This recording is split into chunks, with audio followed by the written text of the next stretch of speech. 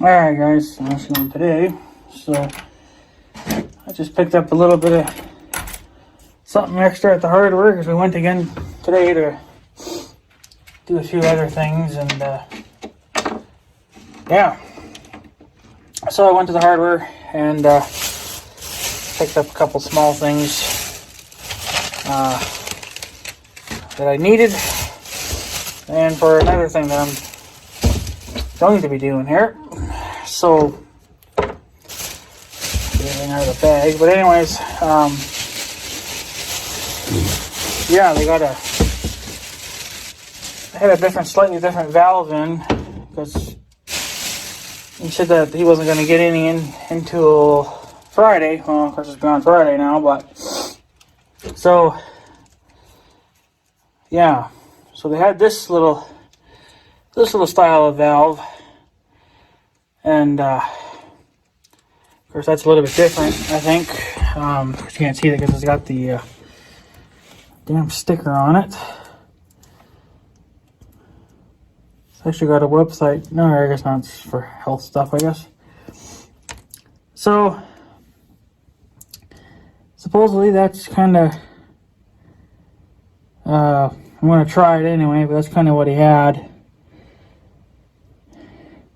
The other one that I seen was kind of different, but this one, I don't know. This is more of a stubby one, which I think would honestly be better because it's more stubby. The other one I think had more of a neck on it, so I'm going to give this one a try.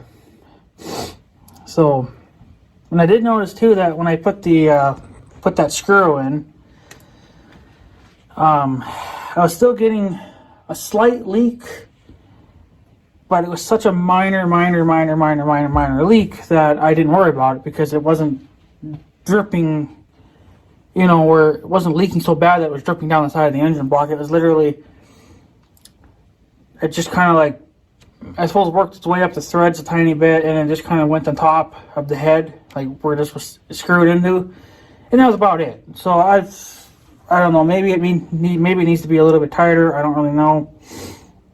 But if I have the same problem with this one, I might put some plumber's tape around it, and that'll probably seal it up 100%. But like I said, it's such a minor leak that I'm not really even concerned about it. But I think this will work. I want to try it out. It's still hand operated, or finger operated, instead of having to use a wrench or something, which I guess is kind of be a little bit of a better deal. And I did take a look, you know, where this all went to on the engine there, and I think there is enough clearance for something like this. Because, yeah, this should work. I don't see why not. I mean, it's going to probably be, I don't know if it'll be any slower or not, but I'll drive this in. And you can see there's a little hole there, so the air can still bleed out. It's technically the same thing as what the old one had, except the old one had the hole on the bottom, whereas this one's got the hole on the sides. So, and I think that'll be just fine. And it's a stubby, it's a small one compared to, I think, the other one that I've seen. It was you know, it had a bigger head on it. So I'm gonna give this a try and see if this you know, if this just works out better. I'm still gonna keep the plug just because. So here's the old bleeder valve. I keep the old stuff, you know, even I don't really need to, because I got this, should fit it just fine. But I think that'll be fine. So this doesn't really, this didn't have the, no, this didn't have a size on it. Oh, I guess it does, yeah. I think the number of that is F320P 1/8 drain cock. That's literally what they call it, I guess. So, but you can still, I think you can still use them as a bleeder valve too. I'm pretty sure that in the 1586, when I put the when I had driven the screw in, I think there was still just a tiny bit of air in the system, because it kind of was, for a few seconds there, kind of after it warmed up a little bit, which I think is when the air finally got to the engine. I think there was still just a tiny bit of air in it, because it started kind of running a little bit rough, but then after a couple of minutes, it cleared up. So I think it was still had a little bit of air in the system, but it wasn't terrible, and I didn't bleed it anyway, so, because I figured, frick it, but I don't want to have to back that screw out all the time when I do need to bleed the system, just because I feel like over time I'm going to wreck, the threads for that, so that's why I wanted some type of a shut-off valve or something on it, like the original, but this one has a T-handle on it instead, so, but it works fine for me, so, and then another thing that I'm going to have, I got to do it myself. I need a little screwdriver. Is for Big Red's when you change the gear case oil in him, the front and rear gear cases. We've always it's a pain in the ass. Really, so that's what it is. It's poor design by Polaris, but there's ways around it. So, but I wanted to make something better, so it would.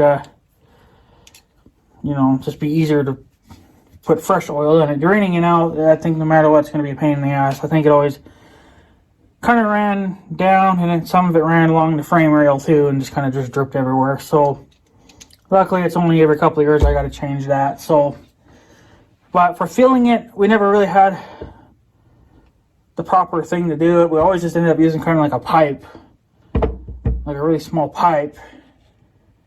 And it got the job done, but it was kind of, clumsy, because it was multiple pieces, so it didn't work out. So I'm going to try, I got some of this clear plexi hose or whatever. Yeah, this is, I don't know. He had different kinds, but I think this is just good enough. 5/8. So 1/2 inch by 5/8 tube, clear tube. Well, it didn't have to be clear, but this is just what he had. So I'm hoping this will work, but I'm going to put one end of the hose on this guy. I got like tons of these floating around. I got a metal one laying over there, and this is just one that I had sitting around. So theory is this should work. Let's see here now. Get it on. Probably not.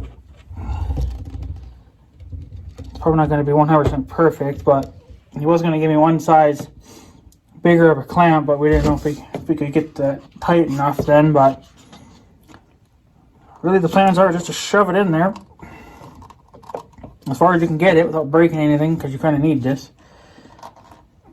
And the holes in the clamp will survive. But I got a couple more of these, so it's not a huge deal if I do break them, but I would try not to break them.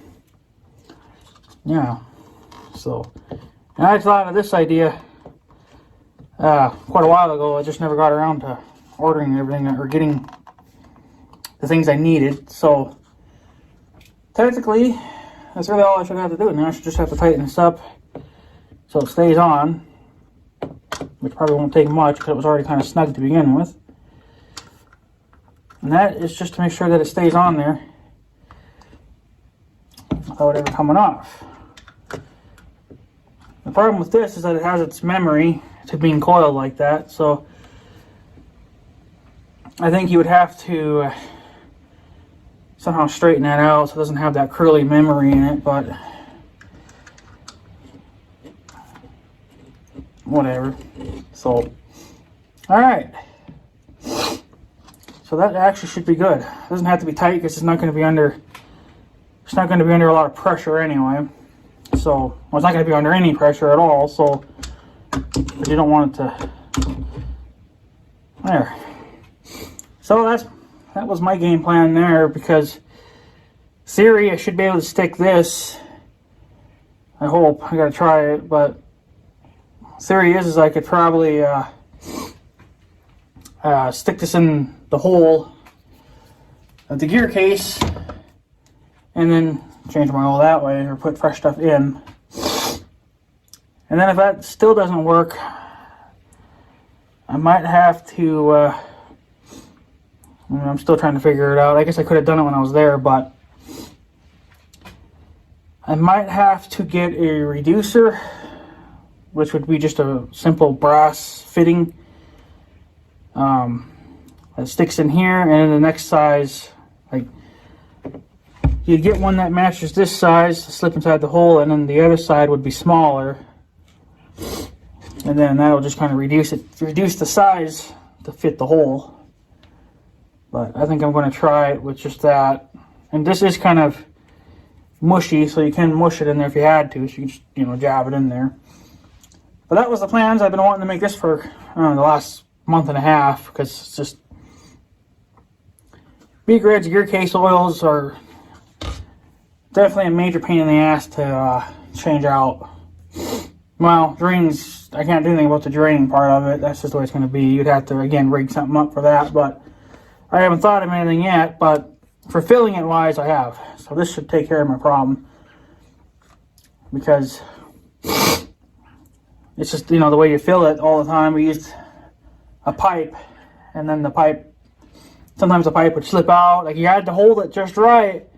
Because otherwise everything would just run out and not go in the hole. So this way, hopefully I can just jab it into the hole. It'll just sit there, and we can just hold it basically with one hand, and then the other hand can just, fill it in. So, or pour it in.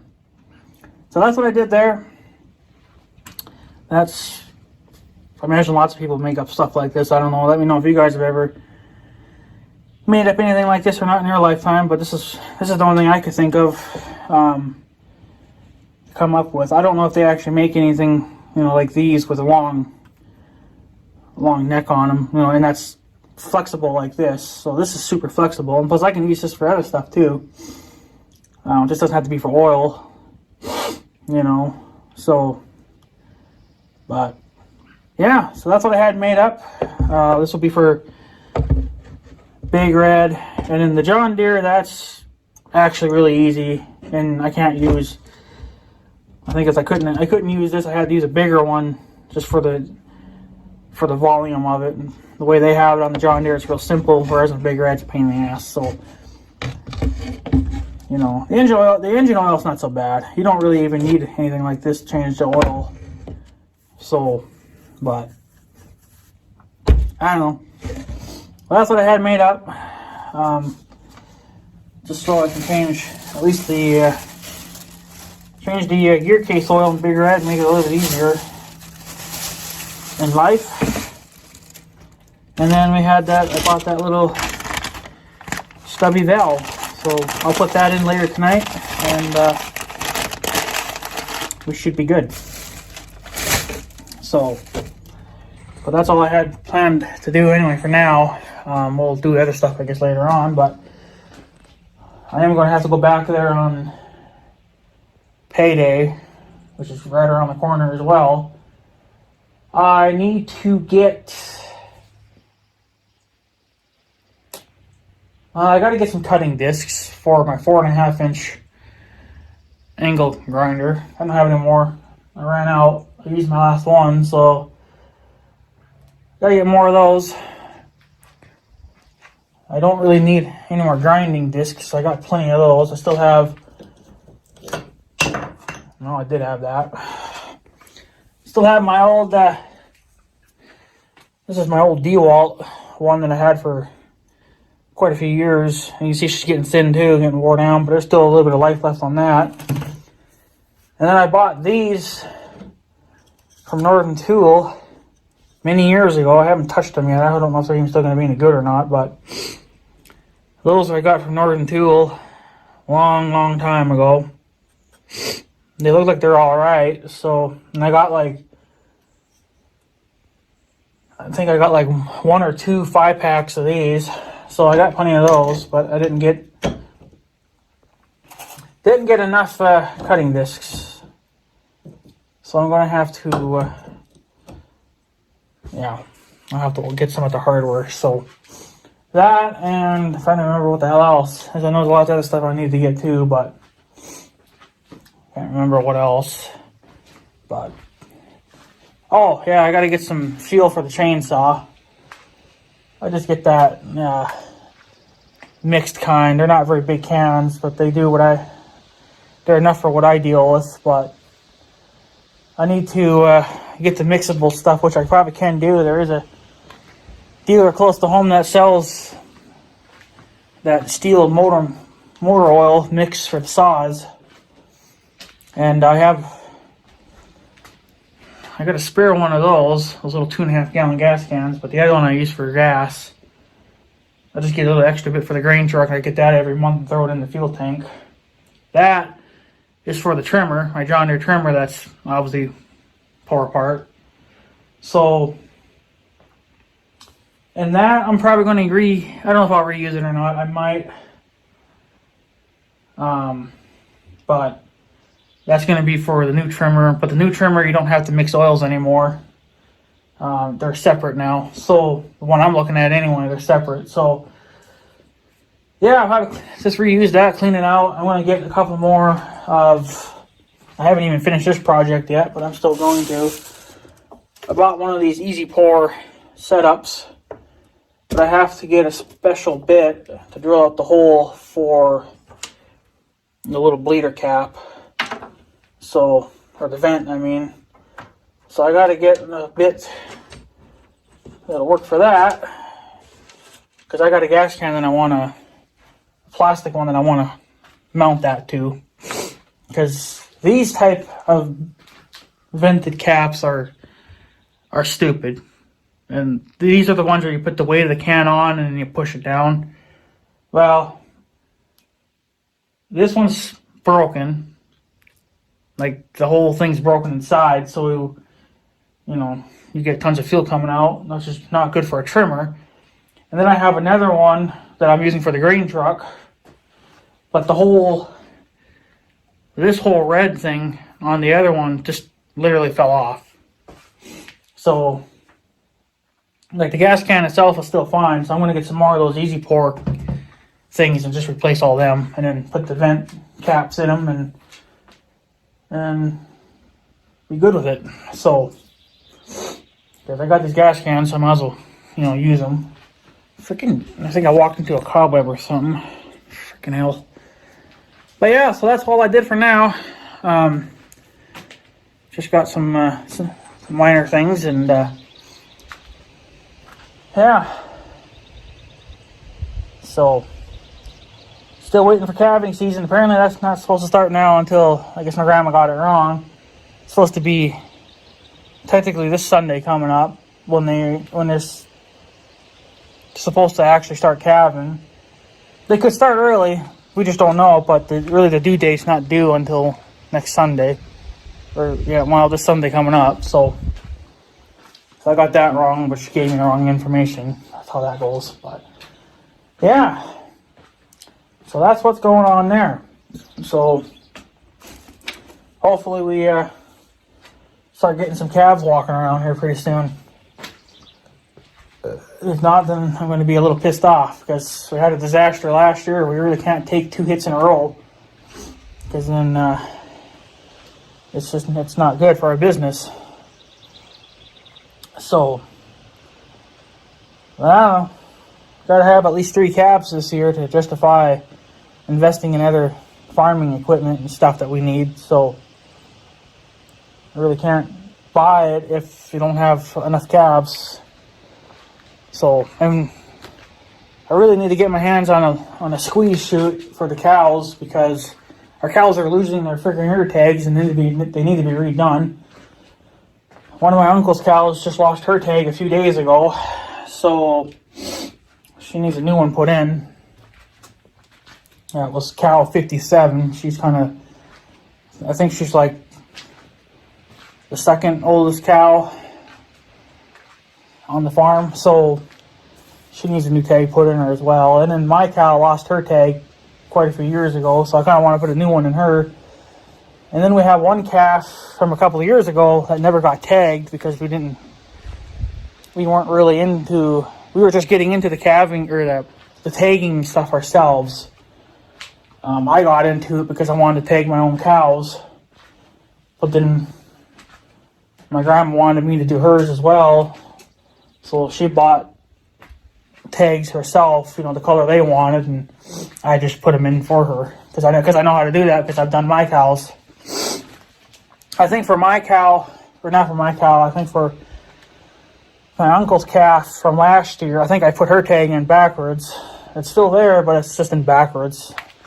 I forget how these tags have to go in, but it never hurt her in any way. And they're always gonna get some pain right out of the gate, but that's just the way it is. It's just like getting your ears pierced. They hurt for a split second, and then it's over with, right? So, but it's easier to do it when they're first born. That's why, for me anyway.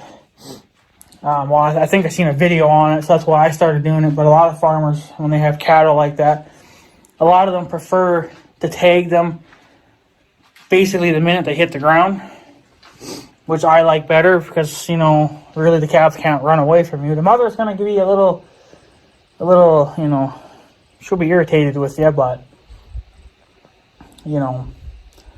but then you got to think kind of about, later on in life too, that they can lose their tags over time. Like I said, we got a couple cows now.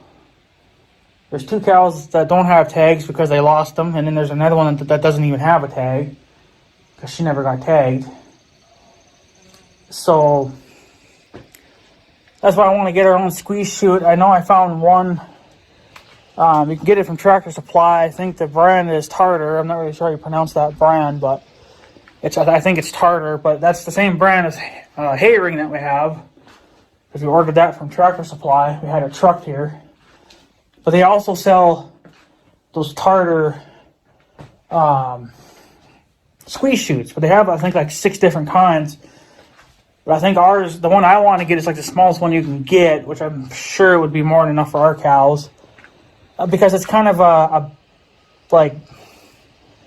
it's hand operated. You can get the bigger ones have like hydraulics and stuff on it. We don't need that because we don't run enough cattle. If you are running hundreds of head of cattle through it a day, yeah, you probably wouldn't want something with hydraulics. But considering that we only have like 7 cows, of course, we're going to grow as time goes on.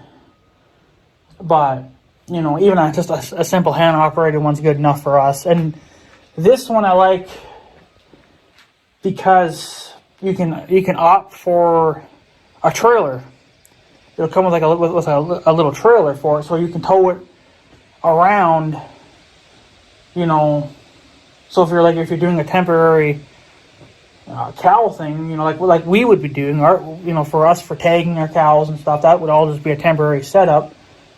Whereas the big time farmers, they would have a permanent setup. Well, we're not doing a permanent setup. We're just going to do a temporary one. So since our barn has 2 doors on it, we could technically run the cows in one, lock them up, and then put the squeeze chute on the second door. And then they could just run through the chute as they need to, and then just, do what you got to do and then let them go. That was the plans anyway, but I think for the squeeze chute, like if you just wanted the chute itself, I think it was like $2,500 or maybe close to $3,000. It wasn't really all that expensive. And then the trailer was, I think, another $2,500 on top of that. But I think the trailer is basically like a street legal trailer. Like you can pull it on the highway. It's got taillights and everything. Not that we would need that, but that's just what comes with it. So whatever, it doesn't matter to us. But that's the plans anyway. I would definitely like to get a squeeze chute here, because we definitely could use one.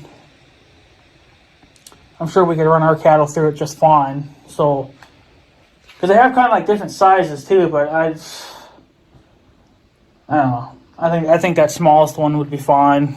We don't need anything crazy, because if you get bigger, then it's harder to move them. And like I said, that's what's nice about this one is you can,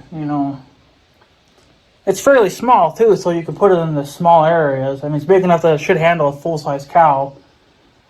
But then you can, let them go, and then, yeah.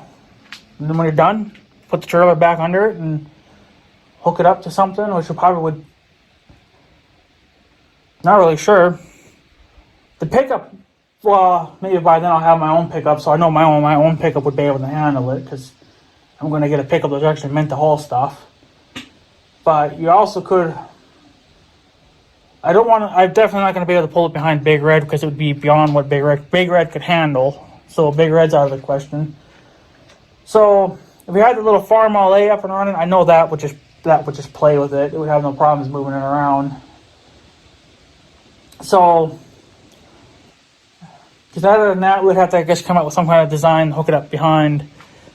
Now the 400 could play with it too. The 400 would be perfect for it, even though it's got that damn loader on it. But if we really, really had to, I think we could come up with something to mount it to the 1586 and pull it around with that. Get a drawbar for the 3-point, and then you should be fine. So, but I don't know. We'll see what happens when the time comes. But I'm just hoping for some freaking cabs this year, because we need a certain amount of cows to justify for me to invest in hanging equipment or any type of equipment.